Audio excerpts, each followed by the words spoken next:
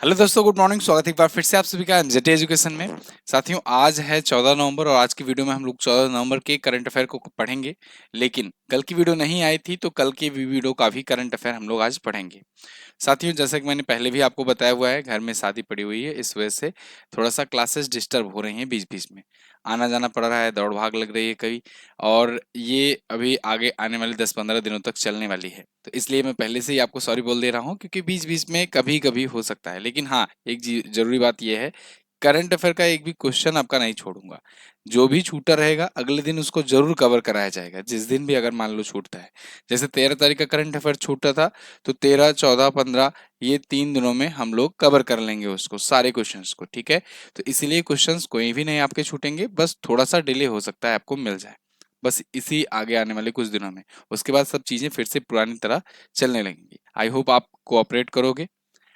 Last day का पहले हम लोग रिवीजन करेंगे, एक दिन पहले का, उसके बाद आज के करंट अफेयर तरफ बढ़ेंगे। कल हम लोगों ने पढ़ा था शांति और विकास के लिए विश्व विज्ञान दिवस कब मनाया गया। तो ये 10 नवंबर को मनाया जाता है। यंग पायनियर इसकी थीम थी। विश्व बौद्धिक संपदा संकेतक रिपोर्ट के बारे में हम लोगों ने बात की थी कि दुनिया में पेटेंट कराने वालों के मामले में भारत किस स्थान पर है। तो भारत छठे नंबर पर है, चीन पहले पर है। फिक्की के नए अध्यक्ष इस साल के लिए हर्षवर्धन अग्रवाल बनाए गए हैं। इसके अलावा हम लोगों ने पढ़ा था एफआईएच के वर्ष के सर्वश्रेष्ठ फुटबॉल खिलाड़ी का, पुरुष फुटबॉल खिलाड़ी का अवार्ड जीता है हरमनप्रीत सिंह ने। और 83 में भारतीय सड़क कांग्रेस का वार्षिक अधिवेशन शुरू हुआ रायपुर छत्तीसगढ़ में। कर्नाटक राज्य ने अपने पहले डिजिटल जनसंख्या घड़ी का लॉन्चिंग किया, और स्टेट घड़ी का भी लॉन्चिंग किया। मतलब जनसंख्या घड़ी मतलब कि वो पॉपुलेशन दिखाएगी देश की भी और उस स्टेट की भी। कनाडा ने इंटरनेशनल स्टूडेंट्स को कुछ हफ्तों में वीजा दिलाने वाला जो प्रोग्राम चलता था उसको बंद कर दिया है। स्टूडेंट डायरेक्ट स्ट्रीम जो प्रोग्राम था, जिसके तहत फास्ट ट्रैक पर स्टूडेंट वीजा दिया जाता था, वो अब स्कीम बंद कर दिया है। आंध्र प्रदेश सरकार ने श्रीसैलम और विजयवाड़ा को जोड़ने वाले, दो शहरों को जोड़ने वाली पहली सी प्लेन सर्विस शुरू की है। ये शहरों हैं। ठीक है। आईबीएसएफ विश्व बिलियर्ड चैंपियनशिप का खिताब पंकज अडवाणी ने जीत लिया है। और नवंबर 2024 में पीवी सिंधु ने अभी विशाखापत्तनम में विश्व स्तरीय बैडमिंटन केंद्र की आधारशिला रखी है। ये लास्ट डे जो हम लोगों ने पढ़ा था उसका रिवीजन पॉइंट है। अब हम लोग बात करेंगे आज की करंट अफेयर की। आज और कल वाला जो छूटा था दोनों को हम लोग देखेंगे, लेकिन इसकी क्विज पीडीएफ आपको एमजेटी ऐप पर मिल जाएगी, वहां से आप सॉल्व कर सकते हो। तो आज का पहला क्वेश्चन है, 14 नवंबर को निम्न में से किसकी जयंती पर बाल दिवस मनाया जाता है। तो आज यानी 14 नवंबर को बाल दिवस मनाया जा रहा है, और ये प्रत्येक वर्ष 14 नवंबर को मनाया जाता है। किसकी जयंती पर? तो भारत के पहले प्रधानमंत्री पंडित जवाहरलाल नेहरू जी की जयंती पर। तो पंडित जवाहरलाल नेहरू जी, ये बच्चों से इनका काफी लगाव रहता था, प्रेम रहता था, इसके लिए बाल दिवस इन्होंने डेडिकेट कर दिया था अपनी जयंती पर। तो इनकी जयंती को बाल दिवस के रूप में मनाया जाता है। ठीक है ना। अच्छा, ये राष्ट्रीय बाल दिवस या बाल दिवस कह सकते हो। 20 नवंबर जब आता है तो उसे विश्व बाल दिवस मनाते हैं। ठीक है ना, विश्व बाल दिवस 20 नवंबर को मनाते हैं। ये पॉइंट भी ध्यान रखना, पूछ लिया जाता है। जब 20 नवंबर विश्व बाल दिवस पूछा जाता है ना, तो 80% लोग 14 नवंबर वाला ऑप्शन लगा करके चले आते हैं, और वो 80 के 80 सबका गलत हो जाता है। क्योंकि विश्व बाल दिवस 20 नवंबर को मनाया जाता है। ये पंडित जवाहरलाल नेहरू जी से इसका कोई संबंध नहीं है। पंडित जवाहरलाल नेहरू जी से इनका संबंध है। ठीक है। फिलहाल पंडित जवाहरलाल नेहरू जी का जन्म 14 नवंबर 1889 को हुआ था। उस टाइम में इलाहाबाद के नाम से जाना जाता था, आज के टाइम पर प्रयागराज है। वहां पर इनका भवन भी है, आनंद भवन। जो लोग वहां के होंगे उनको पता होगा। पंडित जवाहरलाल नेहरू जी प्रथम प्रधानमंत्री बने 1947 से 1964 तक। प्रथम विदेश मंत्री रहे 1947 से 1964 तक, क्योंकि प्रधानमंत्री और विदेश मंत्रालय दोनों देख रहे थे। इनकी समाधि स्थल का नाम शांति वन रहा। भारत रत्न 1955 में इनको मिला था। और इनकी बहुत सारी पुस्तकें आई हैं, जिनमें कुछ पुस्तकें जो पूछी जाती हैं एग्जाम में, जैसे द डिस्कवरी ऑफ इंडिया, बहुत बार एग्जाम में ये पूछे गए हैं पुस्तक। Glimpses of world history and autobiography toward freedom and letters from a father to his daughter, ये सब पुस्तकें पूछी गई हैं। ठीक है, अगला देखते हैं। अब यहाँ पर जो महापुरुष रहे हैं या चर्चित पर्सनालिटी रहे हैं, जिनके लिए डेडिकेट किया गया है कोई ना कोई दिवस, उसको आप यहाँ पर देख पाएंगे। ये लिस्ट मैं आज रिवाइज नहीं कराने वाला हूँ, क्योंकि आज क्वेश्चंस बहुत ज़्यादा हैं, और ये लिस्ट मैं कई बार आपको रिवाइज करा चुका हूँ। जब भी कोई ऐसा डेट आता है तो रिविजन कराया जाता रहता है। आगे बढ़ते हैं। कॉप 29 सम्मेलन 2024 कहाँ पर आयोजित किया गया। तो देखिए, कई दिनों से कॉप 29 की बात कर रहा था मैं कि कॉप 29 और कॉप 16 दोनों को आपको याद रखकर चलना है। अभी कॉप 16 आयोजित हुआ कैली में और अब कॉप 29 की बात आई। कॉप 29 जो है ये बाकू अजरबैजान में हो रहा है। जो लोग कंफ्यूज हो रहे हैं नाम में, फिर से मैं उनको कंफर्म कर दूं या कहें कि उनका डाउट क्लियर कर दूं। कॉप 16 जो हुआ है ये जैव विविधता के लिए हुआ है, बायोडायवर्सिटी के लिए हुआ है। तो ये 16वां इसका संस्करण चल रहा है, तो ये बायोडायवर्सिटी है। और कॉप 29 की जो ये बात हो रही है यहाँ पर, ये जो है ये पर्यावरण के लिए है, ये एनवायरमेंट के लिए है। ठीक है ना। तो कॉप 29 यानी कि 29वां संस्करण है कॉन्फ्रेंस ऑफ पार्टीज का। कॉप का मतलब कॉन्फ्रेंस ऑफ पार्टीज, और ये कॉप बायोडायवर्सिटी वाला है जो कैली में हुआ। कैली कैली में हुआ, कोलंबिया में, और ये वाला बाकू अजरबैजान में। ये बात याद रखना, दोनों ही बहुत इंपॉर्टेंट है, पूछे जा सकते हैं। तो अभी बाकू अजरबैजान में यूएन क्लाइमेट चेंज कॉन्फ्रेंस हुआ है। ठीक है, 11 नवंबर से शुरू हुआ है, 22 नवंबर तक ये चल रहा है। 5 क्षेत्रीय समूहों के बीच सालाना यहाँ संयुक्त राष्ट्र के लोग घूमते हैं और औपचारिक बैठक वगैरह करते हैं। पिछली बार वाला कहाँ हुआ था? पिछली बार वाला 30 नवंबर से 12 दिसंबर तक दुबई में हुआ था। दुबई यूएई में पड़ता है। ठीक है, चलिए अगला, ये और सम्मेलन है, इनका रिवीजन करेंगे। जैसे अभी पहला एशियाई बौद्ध शिखर सम्मेलन नई दिल्ली में हुआ, भारत शहरी गतिशीलता सम्मेलन गांधीनगर में हुआ, एशिया स्वच्छ ऊर्जा सम्मेलन सिंगापुर में हुआ, ब्रिक्स समिट हुई कजान रूस में, कॉप 16 जैव विविधता वाला देखिए ये कैली कोलंबिया में हुआ, इंपॉर्टेंट है। इसके अलावा 19वीं अंतर्राष्ट्रीय सम्मेलन ICDRA नई दिल्ली में हुई, 44वां और 45वां आसियान समिट लाओस में हुआ, G7 समिट की अध्यक्षता इस बार इटली कर रहा है, इंडस एक्स अमेरिका में हुआ। ठीक है, चलिए आगे। हाल ही में जारी वार्षिक brand finance global city index में कौन सा शहर शीर्ष पर है? ब्रांड फाइनेंस की ग्लोबल सिटी इंडेक्स में इसमें टॉप पर है दोस्तों लंदन। लंदन जो है ये ब्रांड फाइनेंस सिटी के लिस्ट में टॉप पर है। सेकंड पर पेरिस है। लंदन आप जानते हो ये इंग्लैंड का शहर है, ब्रिटेन का भी कह सकते हो। और पेरिस जो है ये फ्रांस की राजधानी है, और न्यूयॉर्क जो है ये अमेरिका का शहर है। ठीक है, तो टोक्यो और दुबई बेहतर प्रतिष्ठा धारणाओं के कारण शीर्ष 100 में 4वें और 5वें स्थान पर है। टॉप 3 मैंने आपको बता दिया है। ठीक है, चलिए अगला, यूरोपीय शहर जो हैं ये टॉप 20 में 17 स्थान रखते हैं अपना। अच्छा, आगे बढ़ने से पहले एक जरूरी बात साथियों, RRB, ALP, NTPC, JE, RPF, SI इन सबका एग्जाम्स लगा हुआ है, बहुत ही करीब आ गया है। ऐसे में सपनों की उड़ान सेल शुरू हो चुकी है टेक्स्ट बुक की। आप इसमें 439 रुपए में ये टेक्स्ट बुक का पास प्रो प्राप्त कर सकते हो। इसमें 605 टोटल आपको प्रीवियस ईयर के क्वेश्चंस मिल जाएंगे इन सभी एग्जाम्स के। इसके अलावा 6177 टोटल टेस्ट मिल जाएंगे, जिसमें आपके प्रीवियस ईयर के, वर्तमान, नए टेस्ट ये सब शामिल हैं। और यहाँ पर कूपन कोड आपको MJT यूज करना है, जिसके बाद 12% का आपको डिस्काउंट मिल जाए और ये जो प्राइस ड्रॉप हुई है इसका आप फायदा उठा सकें। जिन लोगों ने भी अभी तक टेक्स्ट बुक पास प्रो नहीं लिया है वो इस सेल का फायदा उठा सकते हैं। लिंक डिस्क्रिप्शन में दिया गया है, जाइए और टेक्स्ट बुक पास प्रो लीजिए और मॉक टेस्ट देना शुरू कीजिए। आगे बढ़ते हैं। विश्व की सबसे अस्थायी एल्युमिनियम कंपनी का दर्जा अभी हाल ही में किसको दिया गया? तो विश्व की सबसे अस्थायी एल्युमिनियम कंपनी बन गई है हिंडाल्को। हिंडाल्को यानी हिंदुस्तान एल्युमिनियम कंपनी, इसे शॉर्ट फॉर्म में हिंडाल्को कहते हैं। आप यहाँ पर आर्टिकल देख पाओगे, Hindalco ranked world most sustainable aluminium company. तो ये दुनिया की सबसे सस्टेनेबल या कहें अस्थाई कंपनी बन गई है एल्युमिनियम की। S&P global corporate sustainability assessment के द्वारा ये रिपोर्ट जारी की गई और इसमें बताया गया कि जलवायु रणनीति में, अपशिष्ट के प्रबंधन में और कर्मचारी विकास के प्रयासों में ये टॉप पर रहा हुआ है। हिंदुस्तान एल्युमिनियम कॉर्पोरेशन लिमिटेड की बात करें तो 1958 में स्थापना हुई थी। इसका हेडक्वार्टर मुंबई में है। अध्यक्ष हैं कुमार मंगलम बिरला जी। अगला, नवंबर 2024 में कहां पर 5वें राष्ट्रीय EMRS सांस्कृतिक और साहित्यिक उत्सव और कला उत्सव का आयोजन किया गया? इसका आयोजन साथियों भुवनेश्वर ओडिशा में किया गया है। आप यहाँ पर आर्टिकल देख पाएंगे, उद्भव नाम है इसका। उद्भव जो है ये 12 से 15 नवंबर तक आयोजित किया जा रहा है भुवनेश्वर ओडिशा में। उद्भव, ठीक है, तो ये उद्भव नेशनल कल्चर लिटरेरी फेस्टिवल है। ओके, तो national education society for tribal student के द्वारा इसे आयोजित किया गया है। अगला, थीम वगैरह काफी लंबी है तो इंपॉर्टेंट है नहीं। उड़ीसा के बारे में अगर आप बात करें तो उड़ीसा कई दिन हो गया है, आइए जान लेते हैं। उड़ीसा आपको यहाँ पर देखने को मिलेगा, भुवनेश्वर इसकी राजधानी है। मोहन चरण मांझी ये नए CM है। ठीक है, नवीन पटनायक जी काफी लंबे समय तक यहाँ पर सीएम रहे, 5 बार तक सीएम रहे, 5 बार लगातार। और मोहन चरण मांझी अभी इस बार आए हुए हैं यहाँ पर पहली बार सीएम बनकर। रघुवर दास यहाँ के गवर्नर हैं।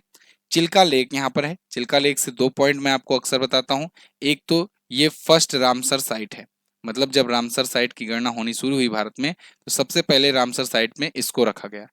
दूसरा, ये खारे पानी की सबसे बड़ी झील है। भारत में खारे पानी की सबसे बड़ी झील चिल्का झील है। अंशुपा कांजिया झील है यहाँ पर।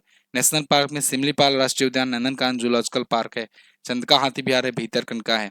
भीतरकनिका से मैंने आपको कई बार बताया है कि ये मैग्रोव क्षेत्र का दूसरा सबसे बड़ा मैग्रोव क्षेत्र है, ठीक है ना। दूसरा सबसे बड़ा मैग्रोव क्षेत्र ये है, पहला सबसे बड़ा मैग्रोव क्षेत्र सुंदरवन है। और इसके अलावा 30 जिले हैं, 147 विधानसभा में सीटें, लोकसभा में 21 और राज्यसभा में 10 सीट यहाँ से जाती हैं। अगला, हाल ही में अंतरिक्ष अभ्यास 2024 का उद्घाटन किसने किया? अंतरिक्ष अभ्यास, अब जैसे जैसे ये जमीन पर धरती पर लड़ाई, मतलब लग रहा है हाँ ठीक है अब यहाँ पर पारंगत हासिल कर लिए हैं, तो दुनिया पूरी एक नए दौड़ पर लग गई है अंतरिक्ष की तरफ।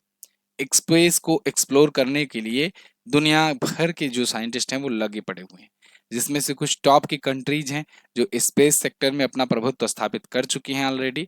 उनमें से एक भारत भी है। भारत इसरो की वजह से अंतरिक्ष में कई जगह झंडे गाड़ा हुआ है। हम लोग चंद्रमा तक भी पहुंच गए हैं।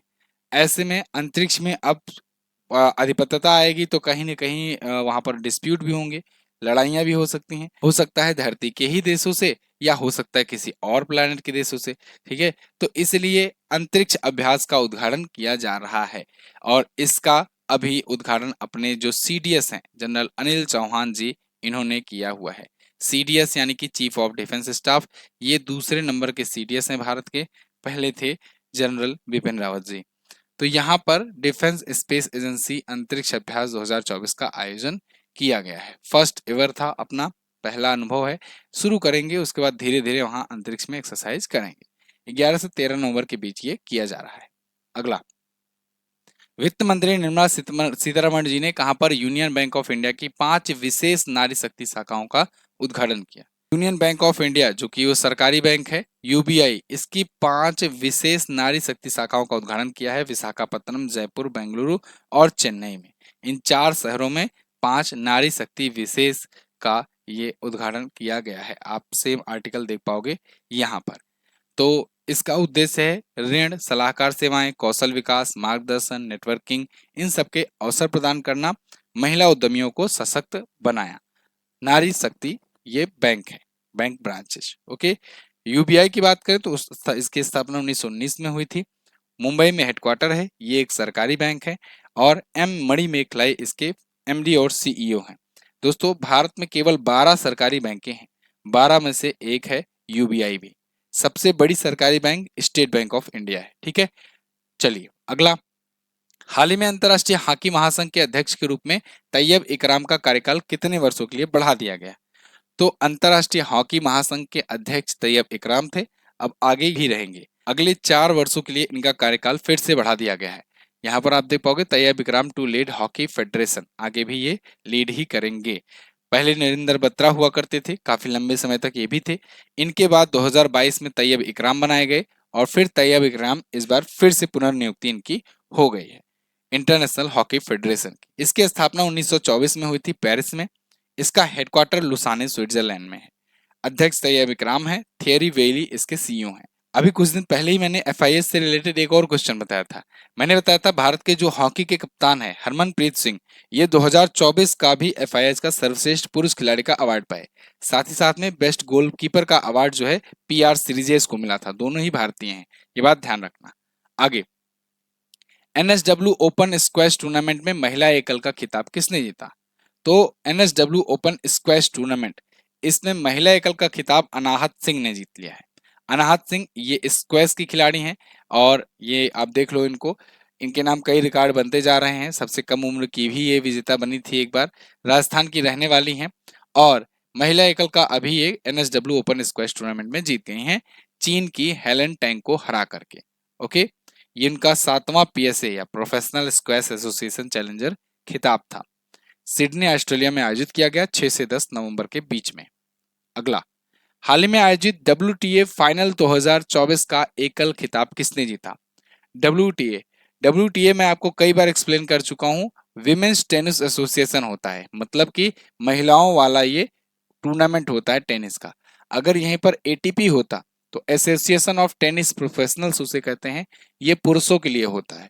मतलब कराती एक ही है, टेनिस एसोसिएशन दोनों का इवेंट कराती है, लेकिन महिलाओं का कराएगी तो उसे WTA कहेंगे, पुरुषों का करा रही होगी तो एटीपी कहेंगे। ठीक है, तो WTA फाइनल 2024 का अभी एकल खिताब जीत लिया है दोस्तों, किसने?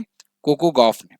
कोको गॉफ, यहाँ पर देखिए WTA Gauff beats Zheng to clinch title, मतलब झेंग को हरा करके इन्होंने जीता हुआ है।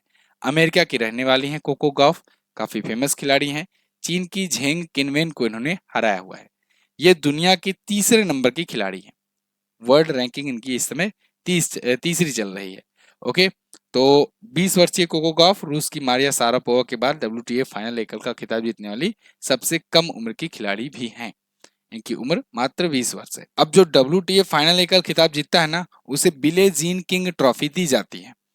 दुनिया की तीसरी खिलाड़ी ये हैं, तो पहले दूसरे का भी नाम आपको पता होना चाहिए। नंबर 1 पर इस टाइम पर आरियाना सेबलेंका है, दूसरे पर इगा स्वितेक है। ठीक है ना। अब एक और अवार्ड मिला हुआ है युगल का। युगल का गैब्रिएला डिबोरोस्की और एरिन राउटक्लिफ की जोड़ी ने जीता है। तो विमेंस सिंगल और विमेंस डबल दोनों ही WTA में हुआ। रियाद सऊदी अरब में आयोजन किया गया था 2 से 9 नवंबर 2024 के बीच में। अगला, पद्म विभूषण से सम्मानित पंडित राम नारायण जी का भी हाल ही में निधन हो गया। ये किस वाद्य यंत्र से संबंधित थे? तो पंडित राम नारायण जी, अभी इनका निधन हुआ है और ये थे सारंगी वादक।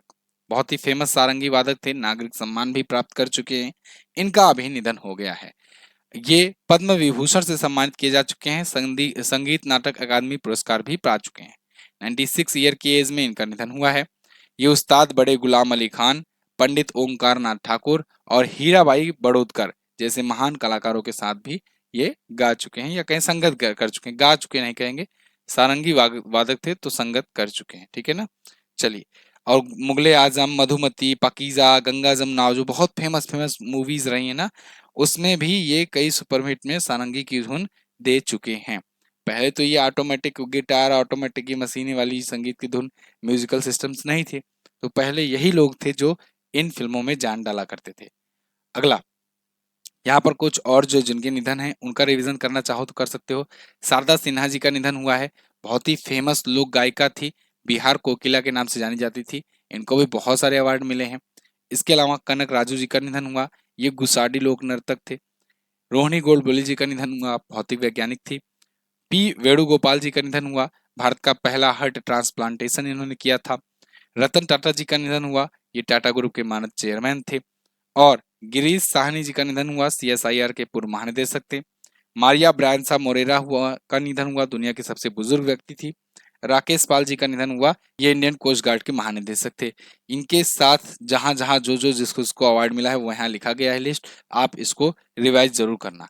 अगला, निम्न में से किसकी जयंती पर प्रत्येक वर्ष 11 नवंबर को राष्ट्रीय शिक्षा दिवस मनाते हैं? 14 नवंबर आज के दिन बाल दिवस, और आज से 2-3 दिन पहले 11 नवंबर था जब शिक्षा दिवस मनाया गया। तो राष्ट्रीय शिक्षा दिवस, नेशनल एजुकेशन डे दोस्तों, मौलाना अबुल कलाम आजाद जी की जयंती पर मनाया जाता है। ये भारत के पहले शिक्षा मंत्री थे। ध्यान रखना, कई लोग जो हैं कंफ्यूज हो जाते हैं शिक्षा मंत्री में, मौलाना अबुल कलाम आजाद में और APJ अब्दुल कलाम में। APJ अब्दुल कलाम ये दूसरे थे। APJ अब्दुल कलाम जी राष्ट्रपति पद तक आए और साइंटिस्ट थे, मिसाइल मैन ऑफ इंडिया कहे जाते हैं। जबकि मौलाना अबुल कलाम आजाद जी का जो कार्यकाल था ये उस टाइम का था, स्वतंत्रता के टाइम पर, तो ये पहले शिक्षा मंत्री बने थे। ठीक है ना। तो पहले शिक्षा मंत्री अबुल कलाम आजाद जी की जयंती पर मनाया जाता है। कब से कब तक थे ये? 1947 15 अगस्त से लेकर 2 फरवरी 1958 तक देश के शिक्षा मंत्री के रूप में काम किए, लगभग 11 साल।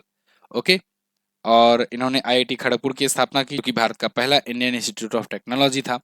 1992 में इनको भारत रत्न दिया गया मरणोपरांत। एक बार पहले भी दिया गया था लेकिन इन्होंने वापस कर दिया था।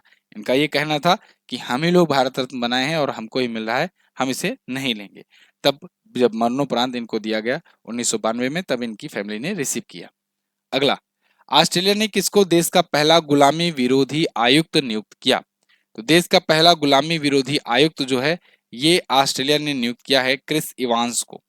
क्रिस इवांस, वैसे नाम तो इनका बहुत ज्यादा मतलब कि जरूरी नहीं है, लेकिन जरूरी ये है कि एंटी स्लेवरी जो कमिश्नर नियुक्त किया गया है या कहीं ये कमीशन बनाया गया है, ये इंपॉर्टेंट है। तो पहले ये एंटी स्लेवरी या कहें देश के पहले गुलामी विरोधी आयुक्त नियुक्त किए गए हैं क्रिस इवांस। और पूर्व सीनेटर और मानवाधिकार ये अधिकारी रह चुके हैं। अटॉर्नी जनरल मार्क डेफरेंस ने इनको 5 वर्ष के कार्यकाल के लिए नियुक्त किया है। ऑस्ट्रेलिया, इसकी राजधानी कैनबरा होती है। एंथनी एल्बनीज इसके प्रधानमंत्री हैं। मुद्रा ऑस्ट्रेलियन डॉलर होती है। मैं आपको मैप में अभी परसों दिखाया था, तो इसलिए आज मैप यहाँ भूल भी गए हैं, वैसे लगाने को लगा होता तो दिखाते आज भी। चलिए, नवंबर 2024 में योगी आदित्यनाथ जी ने कहां पर उत्तर प्रदेश की पहली डबल डेकर इलेक्ट्रिक बस को हरी झंडी दिखाई? तो उत्तर प्रदेश की पहली डबल डेकर इलेक्ट्रिक बस है, ये चल रही है लखनऊ में। लखनऊ में ये चल रही है, इसका इनॉग्रेशन कर दिया गया है। शहीद पथ के रास्ते कमता क्रॉसिंग से एयरपोर्ट के बीच में चलेगी। अब ये जो यहाँ के होंगे वही जान पा रहे होंगे, जैसे हम लोग यही समझ रहे हैं कहाँ से कहाँ तक ये चलेगी। फिलहाल इसका लुत्फ उठाएंगे तो वीडियो डालेंगे आपके लिए। लखनऊ में आकांक्षा हाट कार्यक्रम में उत्तर प्रदेश की पहली डबल डेकर इलेक्ट्रिक बस का शुभारंभ किया गया है। डबल डेकर मतलब कि 2 फ्लोर की जो होती है बसें, तो टोटल 65 यात्री एक बार में ही बैठ सकते हैं। और तो और डिजिटलाइजेशन को बढ़ावा देने के लिए यहाँ पर अगर कोई डिजिटल पेमेंट करता है, बस का किराया कोई यूपीआई के माध्यम से करता है, तो उसको 10% की छूट भी मिलेगी। तो अगर आप चाहें सफर करने तो कोशिश करें ऑनलाइन पेमेंट करने की। केंद्रीय मंत्री अर्जुन राम मेघवाल द्वारा विमोचित पुस्तक माँ मदर किसके द्वारा लिखी गई है? तो माँ मदर पुस्तक जो है इसको लिखा है दोस्तों देवेंद्र कुमार धोड़ावत ने। अभी हाल ही में ये पुस्तक लिखा गया है। अर्जुन राम मेघवाल जी जो है इसको रिलीज किए हैं, जो कि यूनियन मिनिस्टर हैं। तो डॉक्टर देवेंद्र कुमार धोड़ावत केरल के राज्यपाल के अतिरिक्त सचिव हैं और इन्होंने ये पुस्तक लिखी है माँ मदर। ठीक है, ये पुस्तक है। आगे, हाल ही में चेन्नई ग्रैंड मास्टर्स 2024 का खिताब किसने जीता? चेन्नई ग्रैंड मास्टर्स इसका खिताब जीत लिया है अरविंद चिदम्बरम ने। अरविंद चिदम्बरम, यहाँ पर देखिए चेन्नई ग्रैंड मास्टर्स का अरविंद चिदम्बरम जो है ये क्लिंच कर लिए हैं टाइटल। ओके, ये अमेरिकी ग्रैंड मास्टर लोवेन एरोनियन को हरा करके जीते हुए हैं। ग्रैंड मास्टर वी प्रणव पूरे टूर्नामेंट में अपराजित रहे और चैलेंजर्स का खिताब जीते हैं। 2 श्रेणियां शामिल थी, मास्टर्स और चैलेंजर्स, तो चैलेंजर्स वाला ये जीत लिए हैं। ठीक है, ये 16 क्वेश्चंस आज के दिन में थे। कुछ क्वेश्चन जो छूटे हुए हैं वो कल की वीडियो में कवर करा लिए जाएंगे। तो ऐसे ऐसे करके सब आपका कवर करा लिया जाएगा, क्वेश्चन एक भी आपका नहीं छूटेगा। इसके लिए बिल्कुल परेशान मत होना, ये हमारी जिम्मेदारी है। कंटेंट पूरा मिलेगा, क्वेश्चन पूरा मिलेगा। अब अगर इन दिनों के बीच में अगर मैं कभी कभी गायब रहूं तो फिर उसका जो भी कंटेंट होगा वो अगले दिन आपको कवर जरूर कराया जाएगा। ठीक है, चलिए, तो आप लोग लाइक शेयर कर दीजिएगा वीडियो को। और कल जो मैंने क्वेश्चन पूछा था लास्ट डे, उसका आंसर देख लीजिए। अनुच्छेद 30 में ये कहा गया है कि भारत में कोई भी अल्पसंख्यक अपने शैक्षणिक संस्थानों की स्थापना और प्रसारण कर सकता है। इसके अलावा 9 नवंबर 2000 को उत्तर प्रदेश से 13 जिले लेकर के अलग हुआ था उत्तरांचल, बाद में इसका नाम उत्तराखंड पड़ा। आज आपको क्या बताना है, एफआईएच के सर्वश्रेष्ठ पुरुष गोलकीपर का पुरस्कार किसने जीता? आज भी मैंने बताया है, ध्यान से देखे होगे वीडियो, जरूर आंसर कर पाओगे। WIPO की स्थापना कब की गई थी ये आपको बताना है। ठीक है, तो दोनों क्वेश्चंस के बारे में आप लोग आंसर कीजिए। और थैंक यू सो मच यहाँ तक वीडियो देखने के लिए। मिलेंगे अगली वीडियो में, तब तक के लिए नमस्कार, जय हिंद, वंदे मातरम।